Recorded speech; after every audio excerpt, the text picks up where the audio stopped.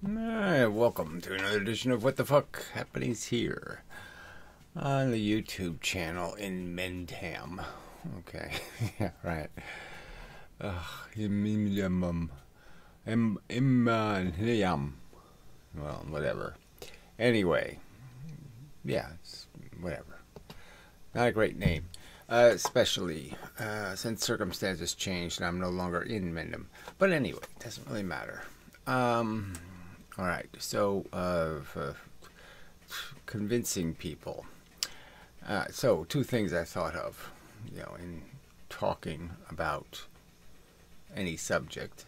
Look, the British monarchy is now, it's just a silly soap opera, right? And it's really expensive, and they just can't let it go. They depowered it. They turned it into some kind of creepy play or show that people go visit. And there's maybe some sense that you owe it to the previous kings and queens, but it's like, why would they think they owe those scoundrels, mostly scoundrels, elitists who just kind of feathered the bed of, the little network of 25 people that got all the money? And you're just like, why can't they let that go? And they really can't. They just can't let it go. I mean, it's a farce. It's so silly. These people have demonstrated themselves over and over again not to be exceptional in any way, and there's absolutely no reason for these privileged people to be the landlords. It just, yuck. It's, it's really gross. And then I can bring up again the subject of like the Olympics, and if you had a referendum, that simply said, should we abolish the Olympics? Something kind of harsh. Probably not going to win, okay? Because there's a lot of people who just don't get how it's just a colossal waste of goddamn money for the show itself, the silly show. And every event is useless crap. I mean, it's all nice and stuff, but I mean, it's just that people can be an exceptionally good rock thrower, but we just don't need the planet Earth doesn't need rock throwers, or rock lifters, or people who, like to wrestle or something. Just don't need them. They're just not useful. And then some of it, you could say there's some, shit. Somebody could, you could argue, okay, ballet is just, prancing. People really, and you could almost argue that people have done it well enough. We've already seen the good show. We videotaped it. Do we really need to do it over and over again? So you see that in the subject I'm sort of been interested in is this physics subject, and everybody does the same shit over and over and over, and nobody does anything different, and it's all like, I'm going to make a video explaining why things fall in gravity, except I don't know the answer, so I'm just going to say this bunch of crap about how it happens that I read in the textbook. They're all just doing the Wikipedia page in different voices, and with a little bit different style, and it's all just so unexciting and uninteresting, and a waste of, you could say, brains, because there's nothing new and nothing better. All right, there should always be, just new isn't of any value unless it is actually improved. So new and improved is what's needed. So you could argue that if we did actually have video of Einstein explaining Einstein's theories, that would be about as good as you could get. And you would need some other fucktard to give you a half version or a quarter version or a 1/8 version or a quote mined version.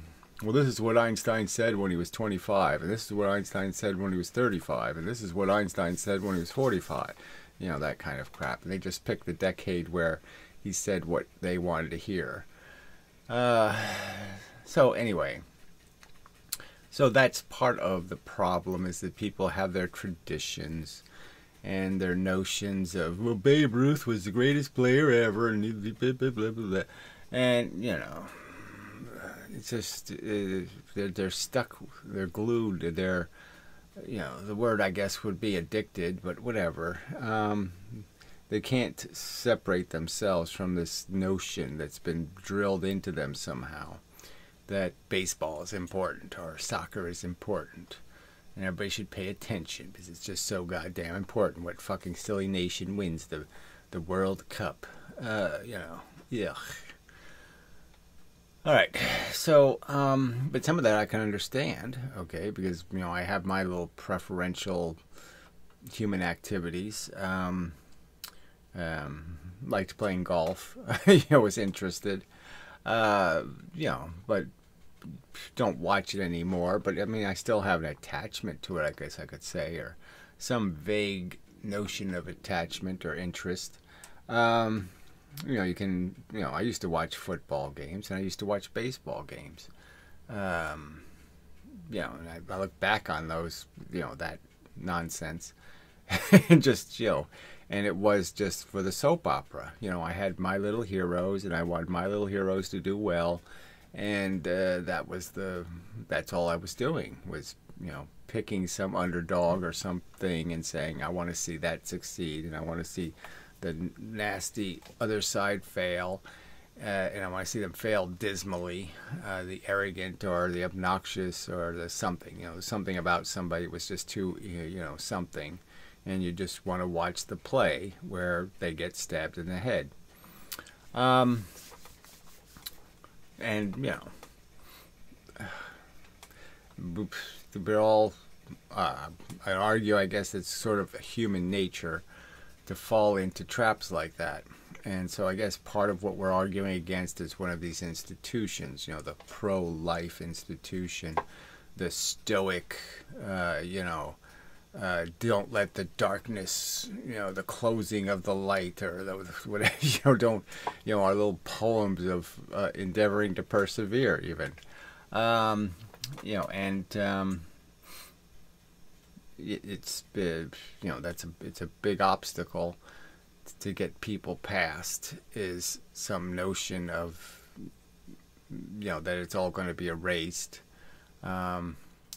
I suppose it's like having some, you know, Yankee Stadium. They tore that down, actually. You know, and that was surprising that they got away with that. So it can happen. You know, I guess if you sneak up on them, you know, you can get away with it. You know, but yeah, so yeah, just there needs to be a change. There needs to be, you know, this separation from this idea, this propaganda that life is for free, and it's all such a wonderful gift, and it's all out of love, and it's all this, you know, all these lies about what actually is going on. And, you know, a lot of people are seeing through all that crap. I mean, they know that, you know, that's not what human relationships are made out of, that we all are kind of users, and a person has to have utility to be lovable, and all these other facts, you know, so in some sense the culture is becoming a little better at recognizing that most of what drives the institutions is just tradition and not much logic. Something like that, anyway. So anyway, I'll just call that a context for whatever this video was. I mean, I played a clip from the Lawrence Anton show thing, his convention, you know, doing some sort of summation of what had been talked about, but it was hard to see any of that in the conversation anyway. So anyway, it just, there's lots of trigger elements to react to, and so I react to those. So we'll just go through some of that and such. Yeah. Enough context, I believe. This is probably too loud, so I'll probably have to change that.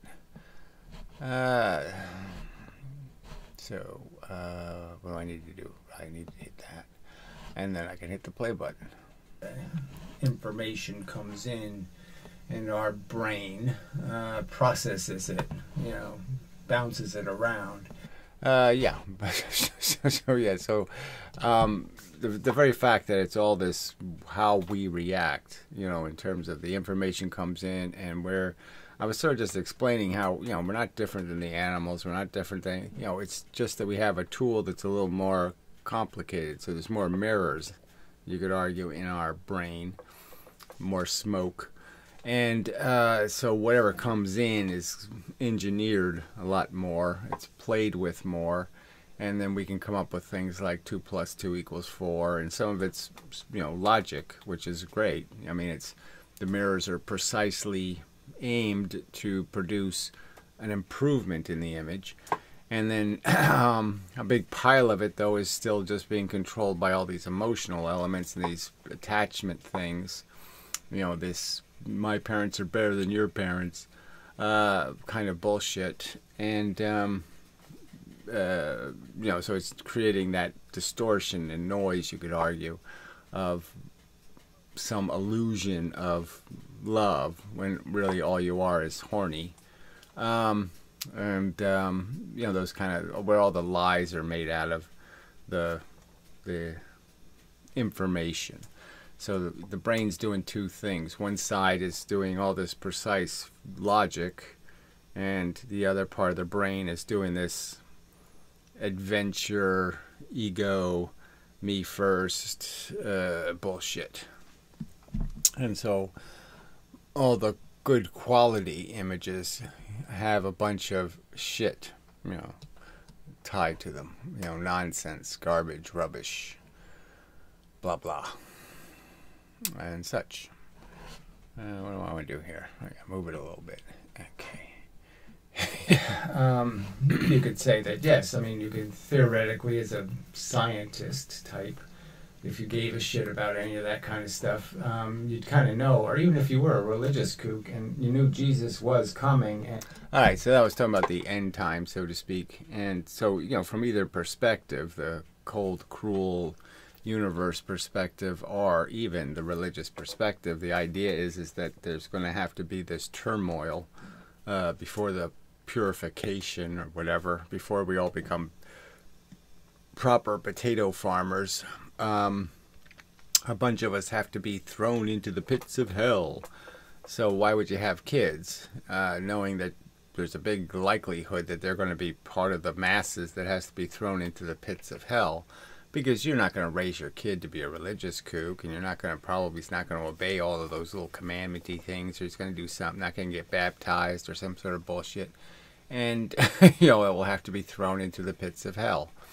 So why would you send your kid to that?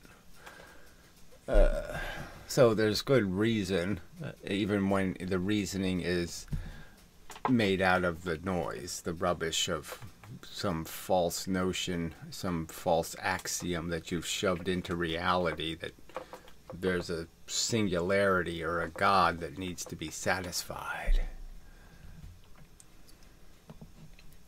To come home from the war and their wife would have found somebody else. It's always good to throw in a little bit of a war reference. So the real reference I was making as to how, how unappreciative in some ways people are for the sacrifices other people make to their fun. So it's like people are big on celebrating the winners of the roller coaster ride, the ones who, yay, I had a great time, everything was great, and they don't pay much attention to the kid who got thrown off and his half torn off face went through a windshield in the parking lot. That it's, if you could just throw the statistics in front of people, and say, well, these are the statistics, this many kids will die of cancer, and this many will die in car accidents, and this many will have this happen, and this many. And you're basically saying, oh, yeah, that's okay. I'll pay that price. As long as it's not my kids, of course, and as long as it's not me. As long as it doesn't happen to my people, it's happening to those people, come on. So, right on the start, you're saying, oh, how could you avoid recognizing that when you give this gift of life, it's you know, it's a there's fucking anthrax on the ticket. You know, you're giving somebody the ticket, and you don't have to look at the ticket very hard to say, where has this ticket been? I mean, what kind of, you know, it's covered in disease and doom, and it's, you know, there's just no way to think, oh yeah, this is Disneyland and everything has been proven safe and it's all okay. No, it isn't. It's not even close to what should be your standard for functionality. Again, deserved has so little to do with it. We've created a culture that really doesn't, you know, it doesn't work. You know, I vaguely mentioned the guy who invented the blue LED because Veritasium did basically just reading a Wikipedia page, you know. But it's an interesting story because, you know, this guy was this devoted employee, did the right thing. I mean, really pushed, you know, really, you know, had to aggressively take risks with his own employment to get the job done and to complete it and all. I mean, it's just an admirable, lots of admirable elements in the story. And he didn't get what he deserved. I mean, in the end, he's getting what he deserved in the sense he got the Nobel Prize, and that was, you know, a huge benefit to him being able to be independent of somebody else's control and all that kind of crap. But he was dissed, you know, basically by the people who should have had the most appreciation. And that's how broken the world is. You know, that you just deserve isn't likely to have much to do with it.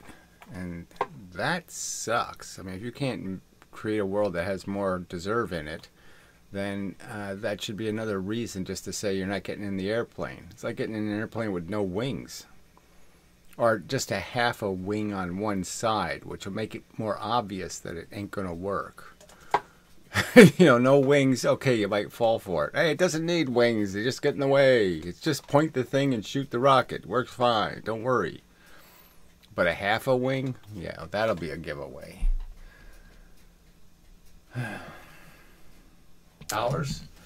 And so if you were in a contract with somebody and they stole your $500,000... yeah, so I was just making some vague reference to, you know, there are people on the internet who make these arguments about how I'm just this horrible person and I advocate for killing women and killing babies and killing this and no, I don't really. You know, there's no advocating for any of those circumstances beyond me advocating for justice and fairness and getting what you deserve and all of that kind of stuff. And so, yeah, I'm sort of big on contracts. I mean, I think human beings, we don't have to, you know, I would like to pass a law, you know, where we could feel each other's pain, you know, be obligated to do it.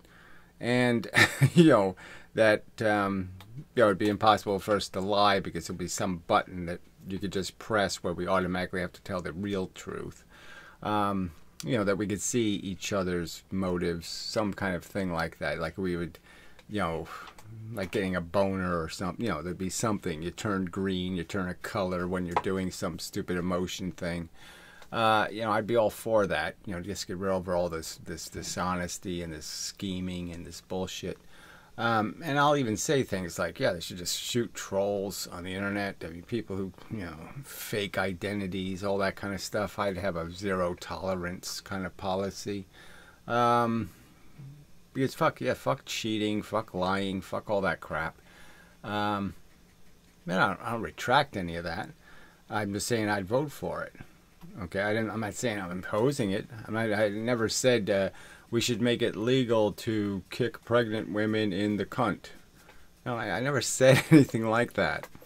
I said if I'm motivated, if I know this particular woman's going to give birth to Adolf Hitler or something, you know, then yeah, I'm going to kick her in the cunt. And if you want to kill me for it or prosecute me or put me in jail, well, that's what you'll do. But if I'm certain I did the right thing, then fuck you. I mean, that's all I have to do is be certain that I did the right thing. And, you know, whose judgment should I have more confidence in? The lying, scheming judges? The politicians? I mean, where are the icons of truth and justice in this fucking world? You go ahead and point to one of those people who you can trust. All right. Well, I trust myself, and that's just a fact. And I'm not going to run away from that fact until somebody else proves themselves smarter or, you know, to saying things that, generally speaking, are more solid and have a foundation. Then show me this better, more honest, more this producer of words and rhetoric who's more trustable. So anyway, yeah, I don't advocate for any of that. You know, it's just all such nonsense and lies in terms of perverting the actual statements I've made in defense of the things I'm in defense of, which is people paying attention to contracts. Like if I actually said, you know, we do have laws against perjury. And if I actually said, well, yeah, they should have a real law against lying in court. I mean, as soon as you lie in court, oh, you're fucked. Because there are things that are really important. When you're going to decide whether somebody else is going to jail or prison and you create fake testimony, well, fuck. Yes, you've almost committed a worse crime than the actual criminal. Yeah, I believe that's true. Recklessness is created, and we see all the people who are going to pay a high price for this reckless construction that you pro-lifers are selling. All right, so just more talk about the fact that, you know, it's not that hard to see that it's not a gift. It's just not in gift form. You know, you can, you know, this is, if you want to call it a car, you can see that it's got bald tires. You know, you can see that the steering wheel is only connected to one wheel or something. You can just kick at it a little bit. You can see the whole thing shakes and rattles. The defects are plainly obvious in the distance from anything called perfect or zero poisonous, 99.99% poison free. That's not what you're selling. You're selling something that's, you know, got a very good chance. Again, the average statistic is, you know, by age 50, you know, there's a 50-50 chance you are disabled. Okay, that something's broken in some kind of meaningful way that's really fucking your life. That's not a gift. Priority without necessarily having given a lot of thought to other aspects, right? Overconfidence doesn't always feel like overconfidence.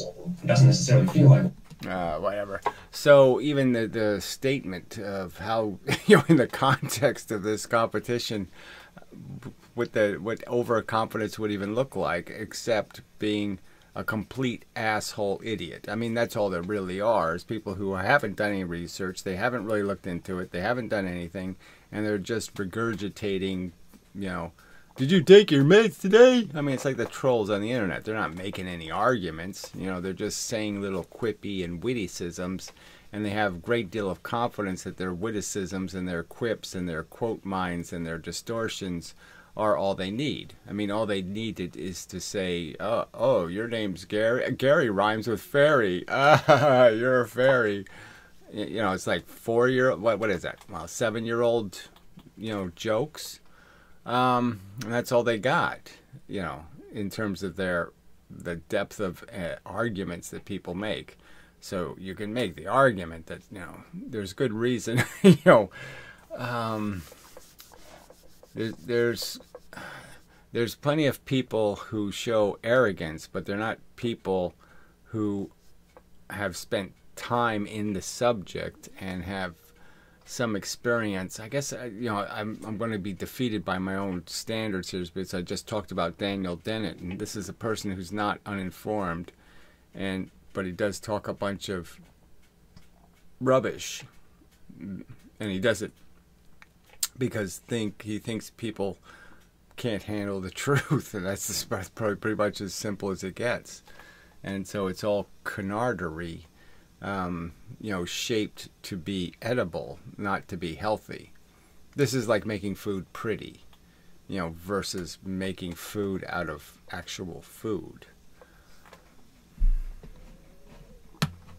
I mean, there's people selling the performance art of food. It's not food. Yeah. What's the word I'm looking for? I don't know. Voluntary veganism or something. Right. So they do say this word like voluntary extinctionist, and it's just, it doesn't mean anything. We know everything that gets done, like Social Security or, workman's comp or, any kind of good, like having regulations about, how well, UL standards, some notion that I should be able to put the light bulb in without the light bulb burning the house down. Some kind of rules, that it's always, you have to do that in some sort of, with a democracy, because there's going to be some asshole who say, I don't want trains that don't fly off the rails. I don't want to pay 5 extra cents for that. It's fun sometimes to be on a runaway train. Some moron who's going to vote for, I don't think there should be orphanages. I don't think there should be, they're going to vote against almost anything you could pick. You could have a referendum for it and some asshole will say, I don't want clean water.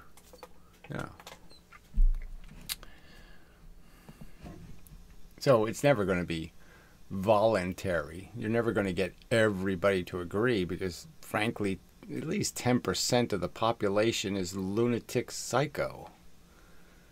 You lose here pretty much, if you don't get to, what's the, there's 7 people left on Earth and 14 butterflies. So is that failure? Well, no, that wouldn't. So, yeah, this was just a weird part of the conversation about some sort of, there's some scale and we can get to some level on the scale or something, like we can 50% win or 72% win or 38% win, when no, this is sort of like a real war. You're probably gonna have to nuke them, you're gonna have to carpet bomb, you're gonna have to do something horrible and awful to win. Besides the fact that, yes, it's going to be about winning and losing. Both sides aren't going to show up and say, okay, let's just give up. Now, you might argue that the Korean War ended that way, I suppose, or Vietnam. But it was more about, I guess, one side just saying, I don't want to spend another 10 years doing this. I know I can win, but I'll settle for some sort of negotiated, let's split things up kind of crap. Let's compromise. But what's the compromise that isn't failure? It really is the kind of thing where, well, I compared it to, so the video's got a good point in it. I compared it to fighting malaria or fighting a disease or, even the use of penicillin, that you really have to kill all the microbes. If you don't kill all of them, they'll just grow back again. So this isn't the kind of thing where you can have a plan B. Plan B is weak and feeble. Sure, it might be better than no plan, but it's so much less than winning. It's like coming in fourth, right? You don't get any medal at all. You don't get nothing. You're just fourth. There's just no point. It's almost winning the lottery. Maybe that's a good example. Oh, I got 5 out of the 6 numbers. Oh, you don't get anything for that? Oh, shit. There's no point in it. There's no point in either the player or the game. All right. That's a good enough statement. So yeah, that was just probably making some point about the fact that we're just driven to play, and the existence of our need to play is the only thing that justifies continuing to feed the addiction of the person who needs to play. And if you don't make the person who needs to play, you certainly don't need to make the game. And if you don't make the game, obviously you don't need the person to play it. So there's no losing scenario. I mean, the absence of the Martians really can't be described as a tragedy. It really can't. No honest man is going to say, "Oh, every time I think about the horror of the absent Martians, I just totally emotionally break down. It's just so horrible. It's so awful to even imagine the poor, horrible awfulness." No, that's not happening. Because it's not a real tragedy in any way. It's just not a real tragedy. Now, maybe you could say, well, it'd be nice if there were pretty flowers.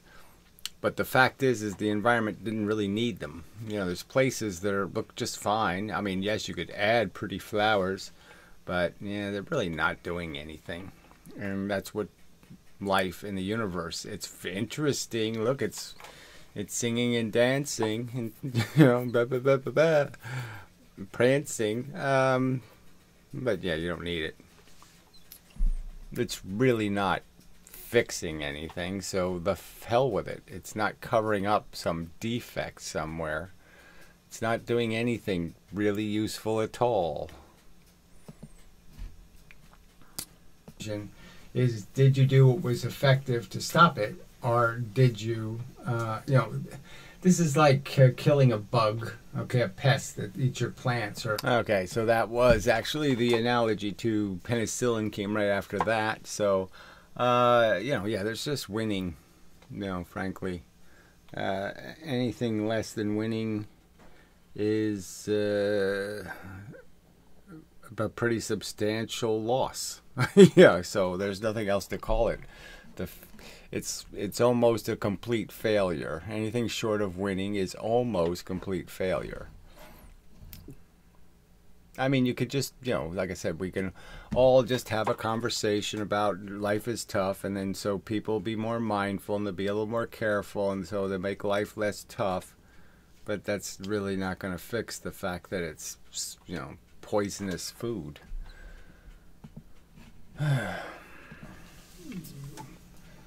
Dying of cancer. I mean, come on. It's just too silly. Yes, so giving people that is just obnoxious. So that's the simple.